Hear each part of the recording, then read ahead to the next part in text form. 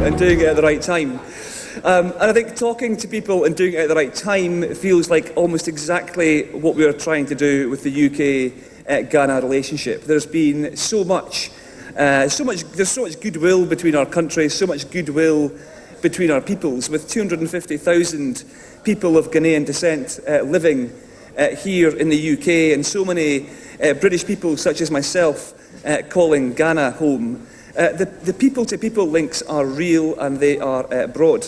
I think the challenge that we all face is how do we make sure that those strong social links, those strong shared values, we translate them into something that doesn't become nostalgic and focused on the past, but instead looks at the past, understands our shared history, that which is not all good as well, and we should always be open about that and discuss that, but focuses strongly on the future.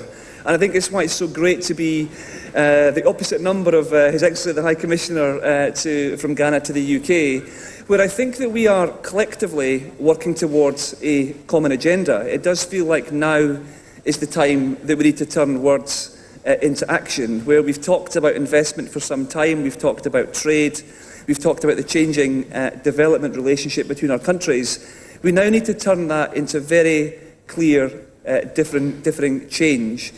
To that end, I won't give a long speech. I'm mindful that I come at the end of, I'm sure, a very successful and good conference, and I probably stand between you and home, or you and the bar. So I won't speak for too long, but if you will indulge me for a moment, it would be to say that the UK government strongly supports Ghana's agenda of moving beyond aid. What we want to do is turn that into a very kind of clear partnership where we are working shoulder to shoulder, quite literally, on the things that are of biggest priority to Ghana, and where we can resolutely say that we truly are indispensable partners to each other on equal terms, as equal friends, as partners in a real, genuine partnership. And we've been working with His Excellency the President and His Excellency the Vice President, who I saw this morning, for some time to turn this in the way that I've described. We've set up, as I hope you know, a UK-Ghana Business Council, the first of which met just 2 weeks ago, where it was our Minister for Africa and the Prime Minister's Trade Envoy, so Harriet Baldwin and Adam Afriyie, came out with senior officials from the UK, from DIT and DFID, and we met with the Vice President, the Finance Minister, the Trade Minister and the Minister for Planning. And we talked through the three main legs that we're focused on: economic development, investment and trade. And across each of them, we set out 5 clear priorities.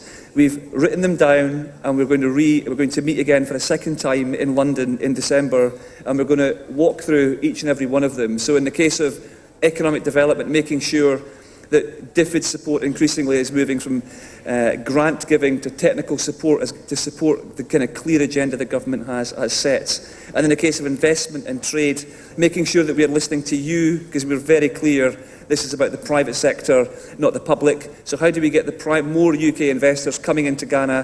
What do we need to do? We are all ears. We're keen as much to be part of this system and to make this as simple and as kind of practical as we can.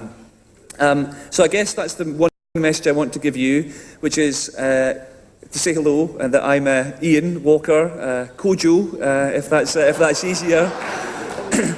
And you know, I am a public servant, to take what was said at the beginning. I really do want to kind of use my time as High Commissioner to make a difference, and I'm really clear that I don't do that on my own, and nor does Yofi do it on his own, or His Excellency the High Commissioner to London do it on his own, and nor do you. But it's how we kind of talk to each other, keep having a very serious conversation, and make sure we work together to make, you know, as Ghana moves beyond aid and as the UK moves beyond the EU, how do we make sure that we absolutely how do we make sure that we really do make a partnership that is stronger in the future than it has ever been in the past?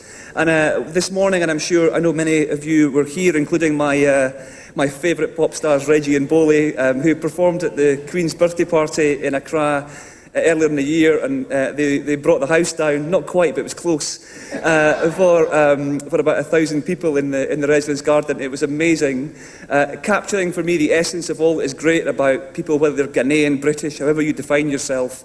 We should celebrate what we've got in common, not which makes us different. But that kind of culture, that kind of energy, we want to bring really to the fore as the Prince of Wales and the Duchess of Cornwall visits Ghana. First ever visit for the Duchess of Cornwall, first time since 1977 for the Prince of Wales.